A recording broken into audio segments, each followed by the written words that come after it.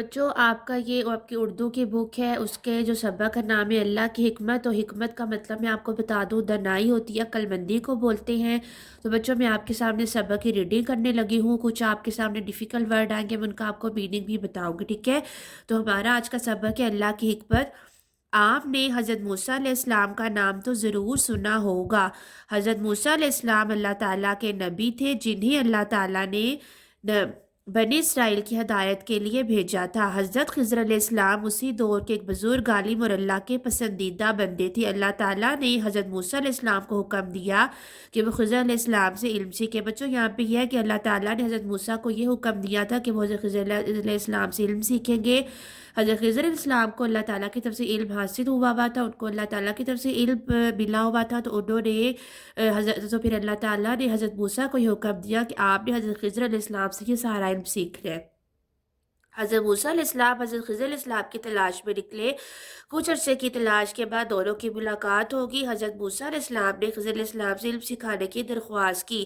حضرت خضر علیہ السلام نے شاید پر ان کی بات مان لی کہ وہ صبر سے کام لے گا، ان کے کسی کام کی وجہ نہیں پوچھے گی، حتیٰ کہ وہ انہیں خود بتا دے۔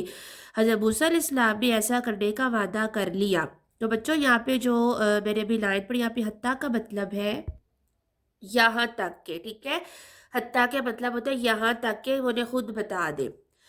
ایک دن وہ دونوں ایک سفر پر نکلے، راستے میں ایک دریا تھا، وہ دریا پار کرنے کے لیے کشتی میں بیٹھے۔ کشتی بڑی شاندار تھی، شاندار اس طرح خوبصورت کو آپ کہہ سکتے ہو، بہت اعلیٰ قسم کی چیز ہوتی ہے اس کو آپ کہہ سکتے ہیں۔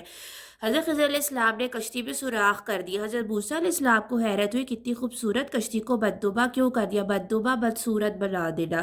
ان سے صبر نہ ہوا اور وہ فوراً بول اٹھے، آپ نے اتنی اچھی کشتی میں سوراخ کیوں کر دیا؟ حضرت خضر علیہ السلام نے جواب دیا، کیا میں نے تمہیں سوال پوچھنے سے منع نہیں کیا تھا؟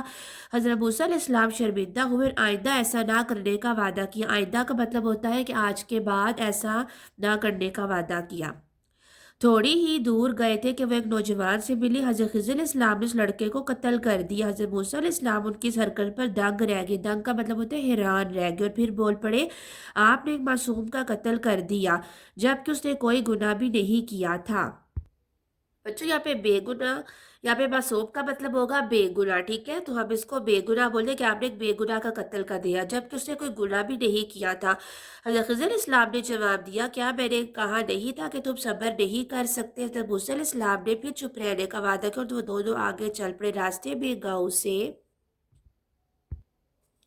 گزر ہوا، انہوں نے وہاں کے لوگوں سے کچھ کھانے کو مانگا، ان لوگوں نے انہیں کھانا دینے سے انکار کر دیا۔ اسی گاؤں میں گھر کی دیوار گرنے کو تھی، حضرت خضر علیہ السلام نے اسے مرمت کر دیا۔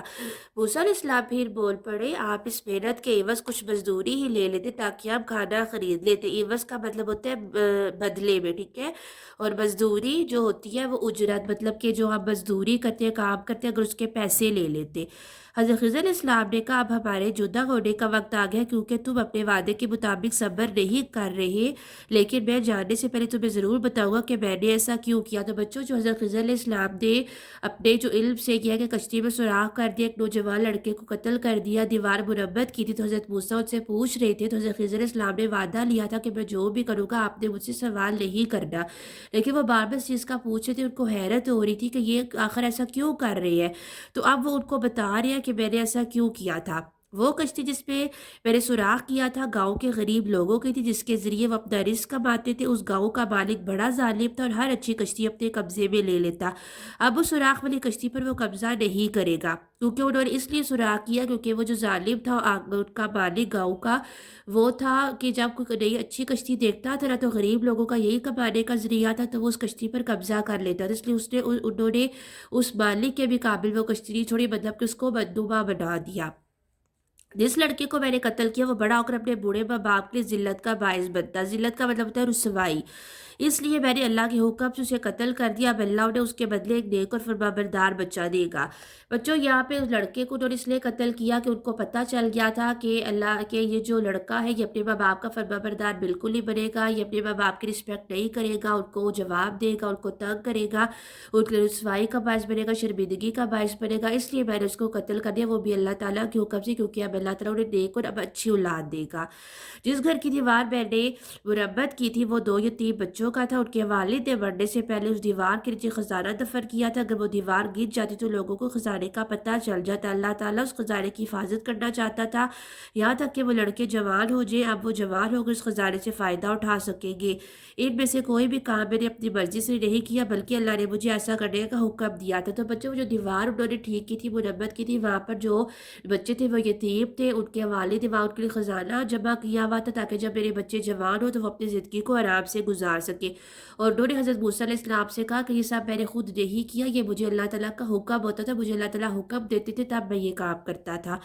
अब हज़रत मूसा अलैहिस्सलाम को अल्लाह की हिकमत का अंदाज़ा होगा कि अल्लाह जो कुछ जानता है वो हम नहीं जानते। अल्लाह ने हज़रत खिज़र अलैहिस्सलाम को जो काम करने का हुक्म दिया उन्होंने ऐसा ही किया।